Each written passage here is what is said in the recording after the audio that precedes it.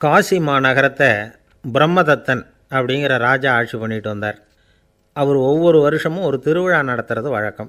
எல்லா தேசத்திலிருந்தும் எல்லா வகையான ஜனங்களும் அதில் வந்து கலந்துக்குவாங்க.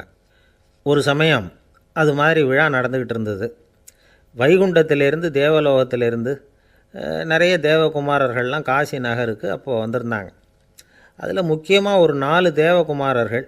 அந்த 4 பேரையும் சுற்றி ஏகப்பட்ட கூட்டம். அப்படி என்ன விசேஷம் அவங்கக்கிட்ட அப்படின்னா, மற்றவங்கள விட அவங்க முகம் அழகாக இருந்ததா அப்படி பார்த்தா அப்படியும் இல்லை. அவங்க அணிஞ்சிருந்த மலர் மாலைகள் தான் அதுக்கு காரணமாக. அந்த மலர்கள்லேருந்து அப்படி ஒரு அபூர்வமான நறுமணம். இதுக்கு முன்னாடி இப்படி ஒரு நறுமணத்தை அந்த ஊர் ஜனங்க அனுபவிச்சதே இல்லை. அதுதான் அந்த 4 பேரையும் சுற்றி கூட்டம். எல்லோரும் கேள்வி கேட்க ஆரம்பித்தாங்க. உடனே அந்த 4 தேவகுமாரர்களும் எல்லாருக்கும் தெரியும்படியாக வானத்தில் எழும்பி கொஞ்சம் உயரமாக நின்றுக்கிட்டாங்க.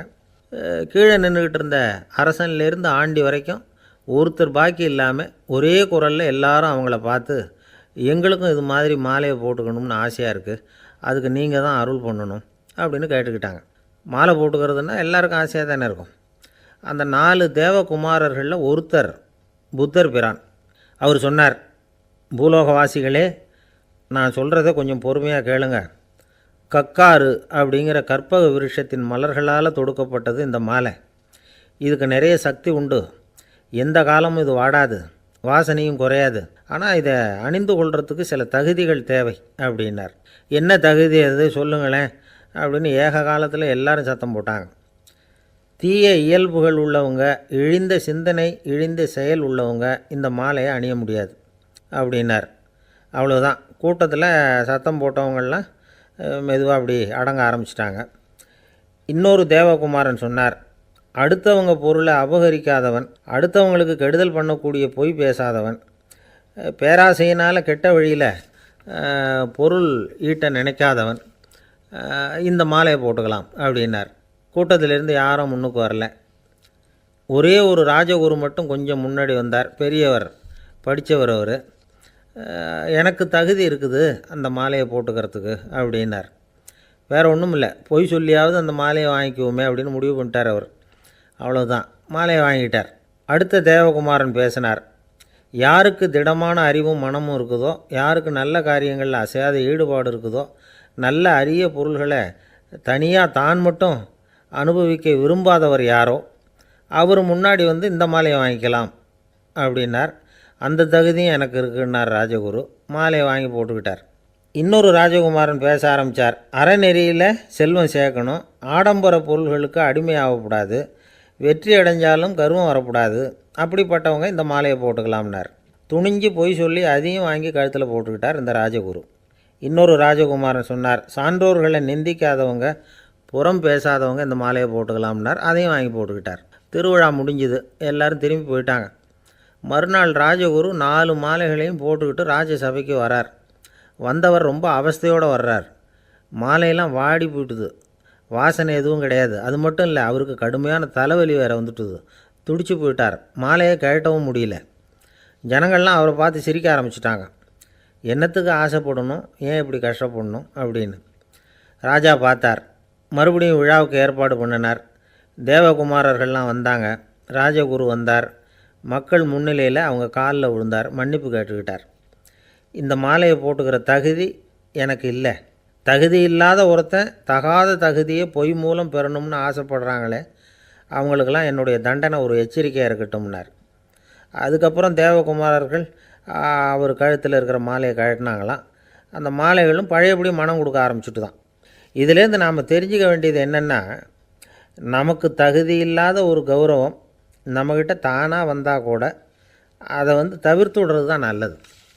அதுதான் புத்திசாலித்தனம்.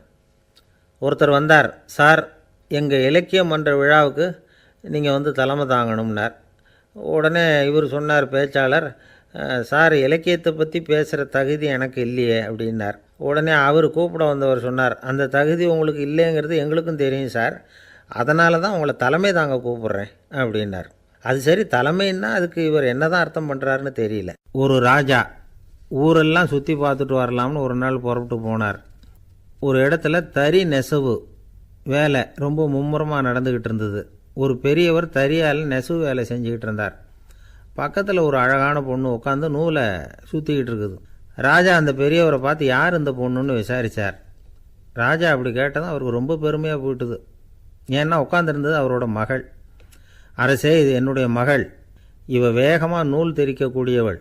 வைக்கோலை எடுத்து இவ திரிச்சா கூட அது எல்லாம் பவுனிழையாக வெளியில் வரும் அப்படின்னு ஒரு ராசி இவளுக்கு அப்படின்னு ரொம்ப பெருமையாக ராஜா கிட்ட சொன்னார்.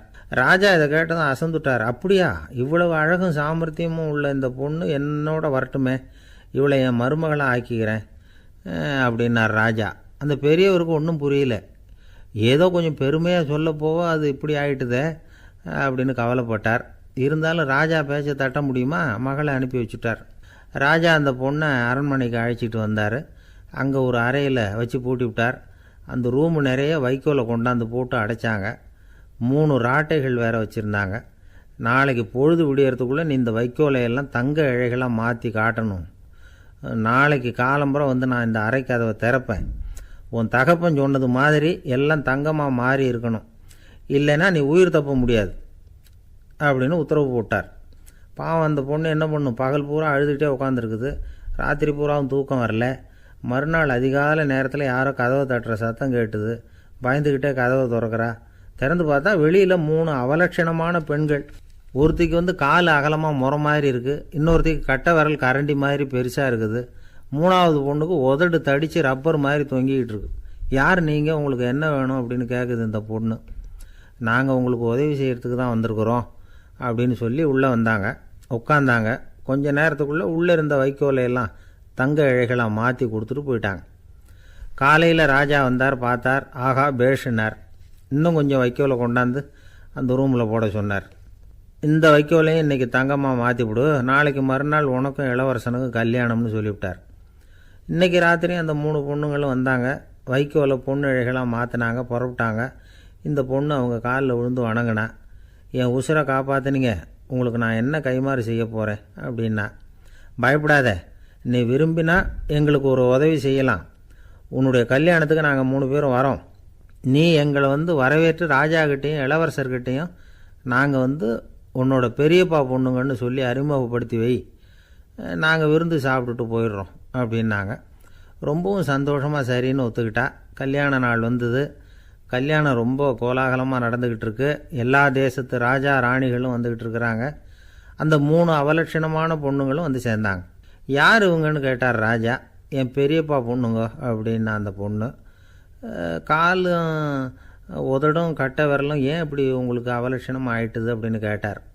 அதுக்கு அந்த பொண்ணுங்க பதில் சொன்னாங்க. என்ன செய்யறது, ஓயாமல் வைக்கோலை நூற்று ஒருத்தியோட கட்டை விரல் அப்படி கரண்டி மாதிரி ஆயிட்டுது.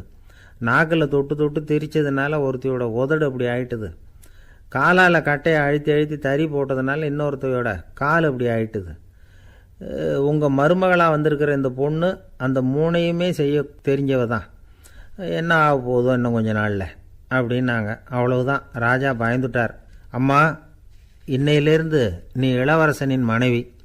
நீ எப்பவும் அழகாக இருக்கணும். அதனால் நீ இனிமேல் வைக்கோலை திரிக்கவே கூடாது அப்படின்னு உத்தரவு போட்டார். அவளை இக்கட்டான சூழ்நிலையிலிருந்து காப்பாற்றின அந்த 3 பொண்ணுங்களும் சந்தோஷமாக திரும்பி போயிட்டாங்களாம். சுவாமி சின்மயானந்தர் இந்த கதையை சொல்லியிருக்கிறார்.